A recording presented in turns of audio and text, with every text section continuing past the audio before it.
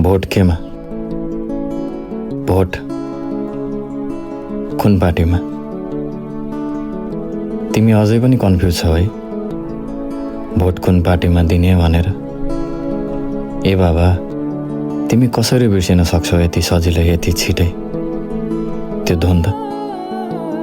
एउटा आमाले आफ्नो सन्तान गुमाएको छ, एउटा परिवारले आफ्नो जड गुमाएको छ, एउटा बाउ टुहुरो भएको छ। तिमी कसरी बिर्सिन सक्छौ यति सजिलै यति छिटै त्यो द्वन्द? तिमी अझै पनि कन्फ्युज छौ भने नि साथी, तिमी नै गलत हौ। म छाती पिटेर भन्न सक्छु तिमी नै देशद्रोही हौ।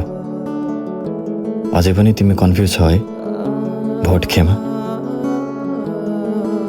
साथी, यसपालि भोट हाम्रोलाई होइन राम्रोलाई हाल।